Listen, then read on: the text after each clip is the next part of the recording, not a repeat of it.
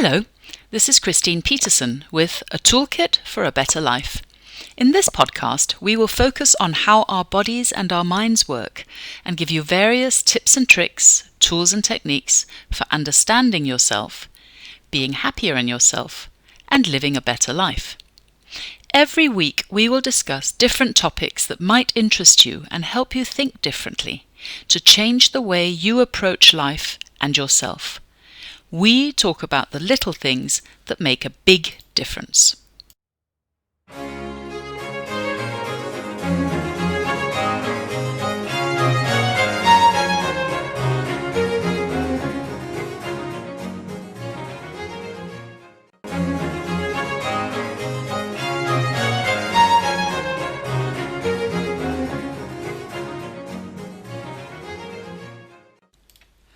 Hello, this is Christine Petersen with A Toolkit for a Better Life.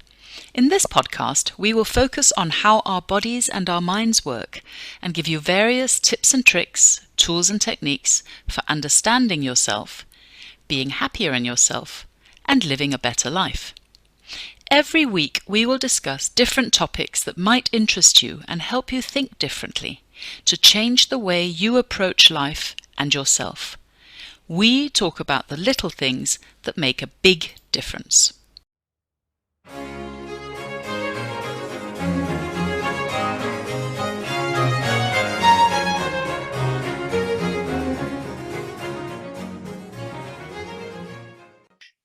Hello, James. How are you today? Hi, Christine. Yes, I'm fine, thank you. And yourself? I'm very well. I'm really looking forward to today's session. Yes, me too. Yeah, it's going to be fun. So I am talking today with James Moffat, an entrepreneur, an interactive bedtime storyteller, and business strategist. Based on more than 20 years of business and life experience, thousands of people have benefited from his comforting sounds as an inspirer. He has helped rediscover, empower, and transform the lives of his clients on their business and personal life journeys. He's appeared on numerous radio shows, international podcasts, including this one, featured in entrepreneurial magazines, been guest speaker at many events, and has presented to thousands of people so far in his career. James is also a father of 3 young children, where he works with their imagination to create very powerful, interactive bedtime stories. So, tell me, James, what is storytelling? Or should I say interactive storytelling? And why is it so important? Wow. Yeah, just before we go there, what an introduction. Right. Thank you. I'd love to meet that person. Oh, he sounds like a great person, and I'm glad to have him on the show. Yes, likewise. Glad to be here. So what is storytelling? So storytelling is basically the art of relaying a message, to bring the value proposition of whatever you're talking about out and articulating it into a message. So storytelling, we all do it. We do it in dinner parties, events, we do it for business, and we see it on TV shows, bedtime stories. Basically, everything that we do is actually a story. And if we think consciously about it, then we'll understand what storytelling is, because we're using it all the time, yet we didn't realize that we actually do it. Why is it so important? It's important for many reasons, because it helps engage with an audience. And there's lots of examples of that. If you think of a comedian, when a comedian's on stage, they have to engage with an audience and they have to get a desired outcome at the end. So it's engaging. If it's at school, it can be educational. It could be inspiring. It can help you sell a product if you're in sales or your services. So storytelling, you can engage with people in many different ways for many different purposes. And I guess as we go through this discussion, I'm going to give you lots of examples to show you that as we go through. Lovely. I'm looking forward. What's your most memorable storytelling experience, James? Yes. As you mentioned in the intro, I mean, I do storytelling for many reasons. And as a business person, I do public speaking, which is also storytelling. I also do help and train salespeople in the art of storytelling I can actually sell their business. But I also use it for personal users, and particularly with the children. So I mentioned about interactive bedtime storytelling. So in particular, we used it a lot, and we came about doing it because I used to read bedtime stories with the kids, and it was typical books that you either get from a library or you buy on your travels and read them constantly over and over again. And then my eldest son at the time, when he was 5, he was saying, "Daddy, I'd like stories about my own adventures." So then we started creating stories about him, but we wanted to put a structure to it. So there's a start, a middle, and an end. The end being a desired outcome I wanted to achieve by the bedtime storytelling, which was obviously to get him to go to bed or go to sleep, but leaving him with a memorable experience, but also leveraging on his imagination and his creativity, as Einstein would expect. So if I did that, then he's engaged, it's interactive, and also it's more his story. I'm just basically the narrator and guiding the story from the start to the end. So in doing that for many years, when we had the twins, so we had a boy and a girl a couple of years later. So when they were around 3 or 4, they were getting similar stories. So regular bedtime stories. And then we introduced also with them, now we had mastered the art of doing it, how to do interactive bedtime stories for them. But we didn't do it with just one alone. We did, because they were twins, we did it together, which took us to a whole new dimension of storytelling. And because we're leveraging on 2 imaginations and 2 lots of creativity, interacting not just with me, but with each other. So it was kind of not just blowing my mind, but I mean, I was thinking, this is a whole new level again. So to the kind of the story about this and why one was so particularly memorable was Abby, my daughter, one of the twins. She used to fear everything. She had even to get her to go outside the house, there was a fear. There's a fear to do many activities, and she didn't participate in a lot of things because she feared it. And it was hard to get her to overcome the fear. So we just said, we kind of pushed her along, come on, get on and do it. And what's holding you back kind of thing. And then we thought, I thought, maybe we can introduce that into the stories, in bedtime stories, and see if we can address it that way. So throughout the storytelling, they had their favorite stories, and a lot of the stories were also educational in the way that they would go and do different adventures. But one particular adventure which they loved was going to the farm, because they would learn about the animals. And so they often wanted to go to the farm, or there'd be a different variation of the story, would make up different stories once they got there. So it's a bit like, I mean, we plagiarized a few things like from Shaun the Sheep and whatever. And it was great fun because they could then visualize that in their mind. And it also helped me steer the story because I knew the kind of things I wanted to say. So they developed friends there. So this particular story was Abby had made a friend, the donkey, and she named him Charlie. Now I thought, how could we introduce something that's going to address the fear? So the next adventure was going to the roller coaster. I wanted to do something that was different. So it's the roller coaster ride. So I said, you can take a friend with you. Who would you like to take? And Abby said, Charlie. Right. So, and then Sam, yeah, he took his friend Gorilla. So anyway, on the roller coaster, then she said to me, Charlie is scared. And by saying that, I knew that I was playing on this because this is how I wanted to introduce it. So I wanted her to reassure Charlie that everything was okay. So then I was saying to her, tell Charlie that the ride is only going to be a short ride and you'll be okay. And then she prompted things that I will hold your hand. So she's saying, Charlie, I'm going to hold your hand. Everything's going to be okay. It's only a short ride. So she's kind of repeating, but also adding her parts to it as well. So she was reassuring him. So sure enough, that they had the roller coaster ride and everything was fine. And then Charlie was more than happy, and she was happy that Charlie was happy. And basically the outcome of that, from that day onwards, she had no fear of anything. Wow. Remarkable. And she went outside, she integrated with people better. When it came to swimming lessons, she was kind of the first to come forward to jump in the pool and just did not fear anything. Wow. And it was something for us, it was a magical Mm. experience. And that to me is the power and the Yeah. magic of storytelling. It's remarkable. And of course, that can be used in any area of life. I mean, not just with children, but with adults in business and everything.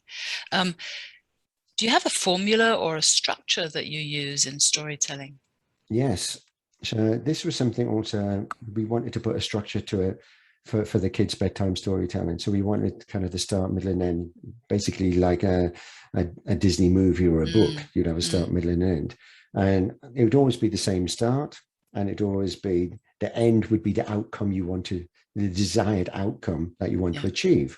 Now, in business, obviously, it's a different desired outcome. It's not about getting someone to go to sleep, or maybe it is, but you'd have your desired outcome and you'd work back on that. So I found that in the formula that I use in particular, I call it my 3 C's. And why is it called the 3 C's? And what are the 3 C's? It's basically connect. Mm-hmm. So you want to connect with the desired audience. So who is it I want to tell the story to?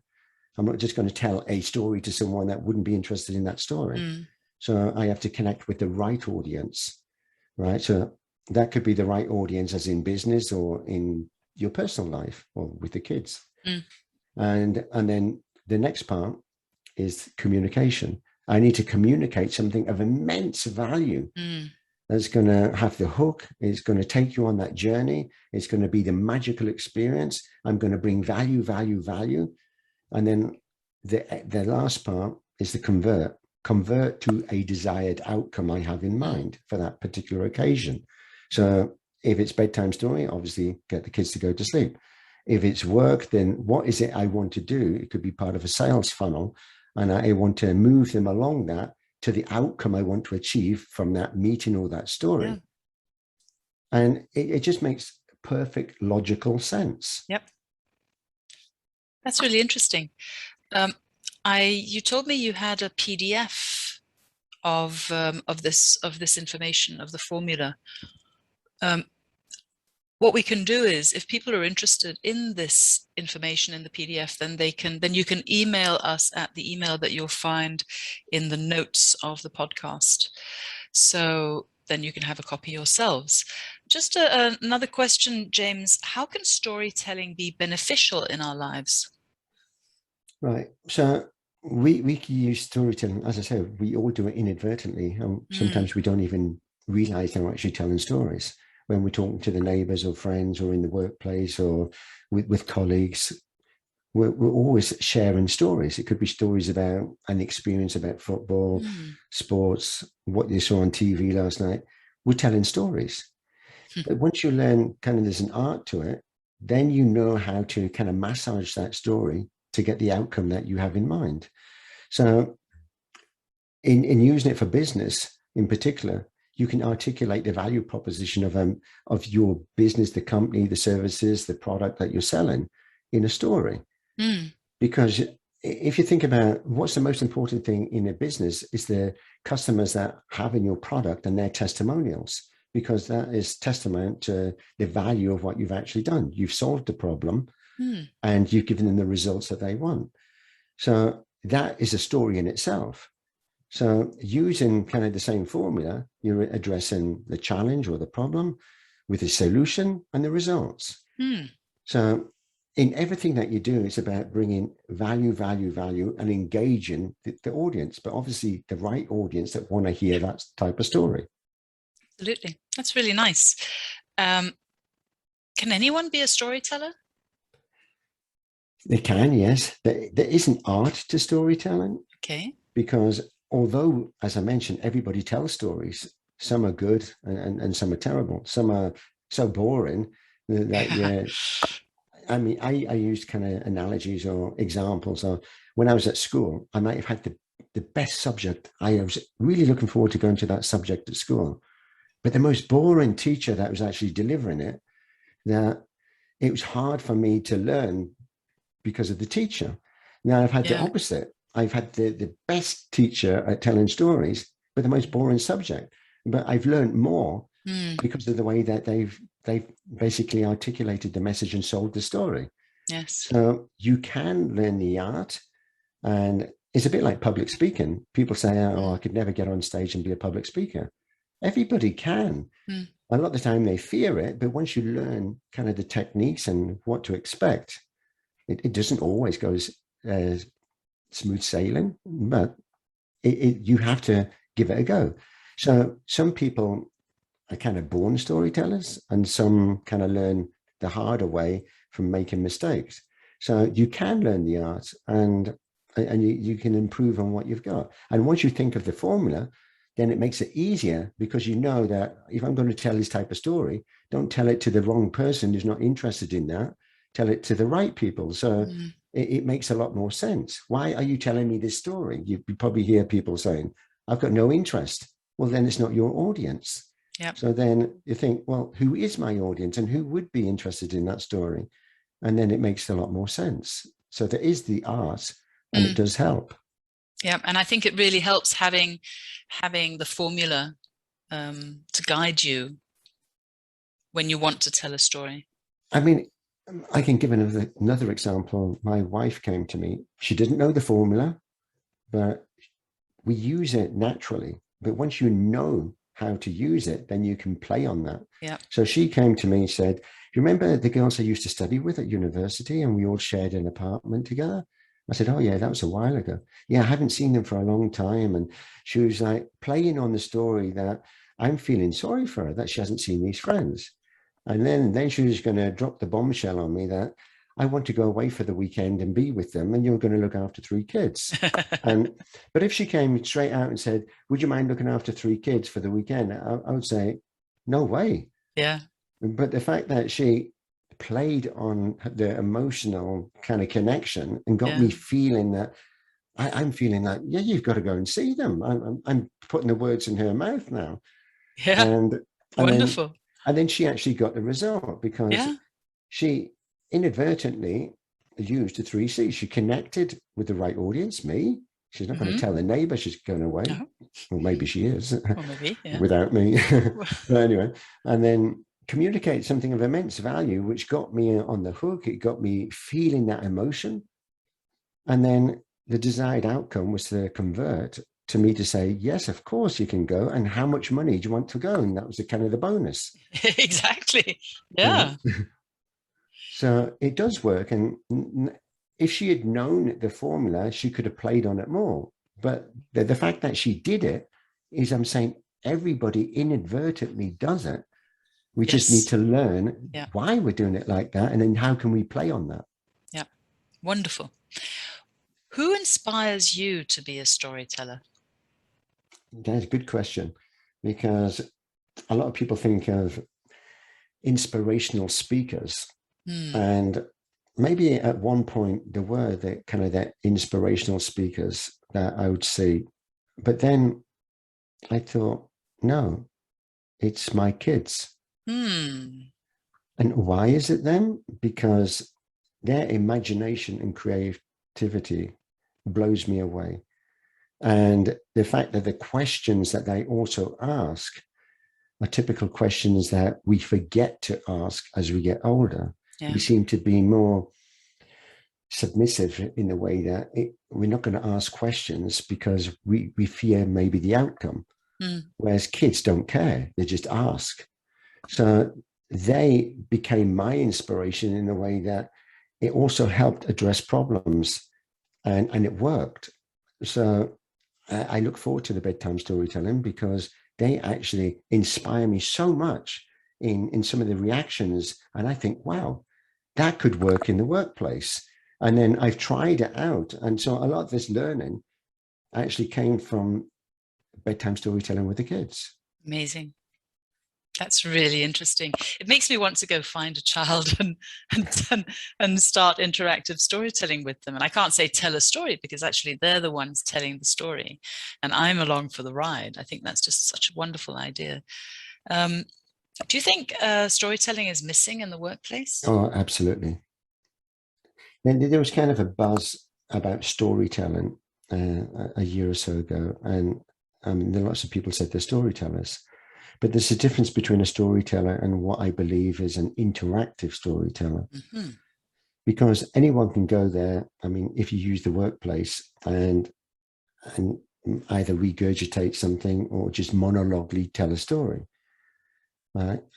But to have that interaction, you need to harness other skills as well, because I went through a mentorship program as well, and it's also about reassuring your audience that they're still on the same journey as you.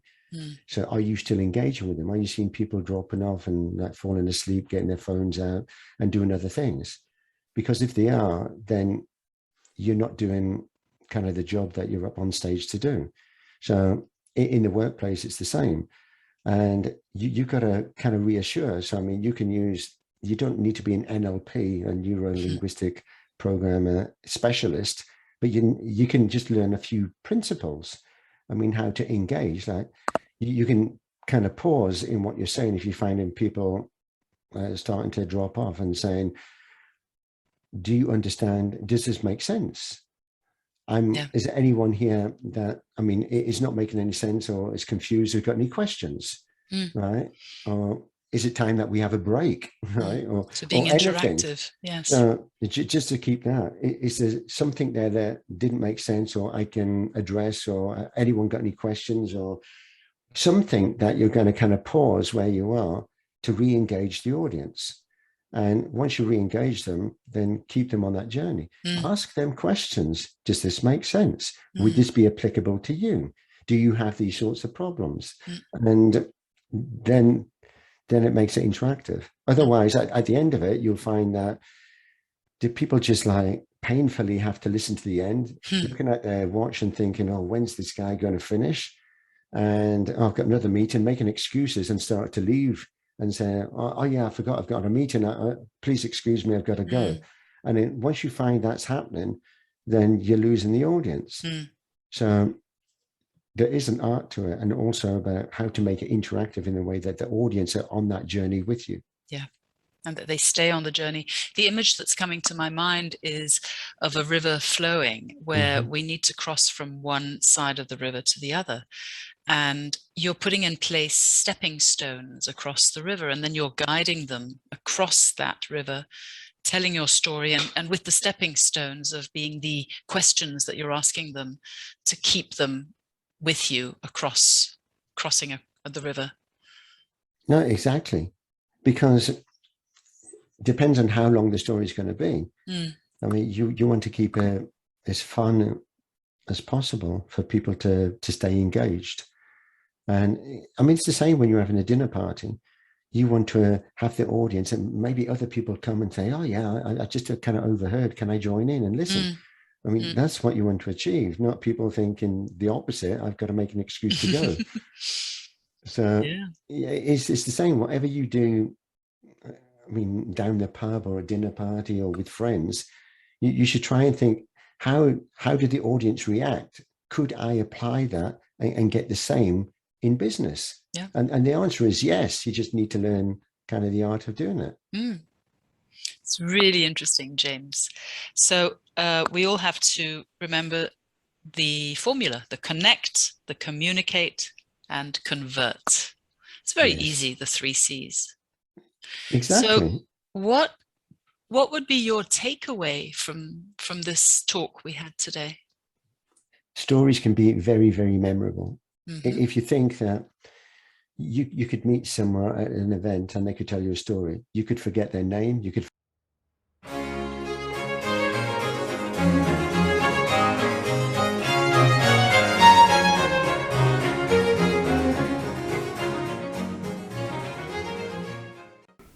Thanks for listening. We'll be back next week with another episode. You've been listening to A Toolkit for a Better Life, produced by Christine Petersen. For more information and details on how to contact us, please see the podcast description.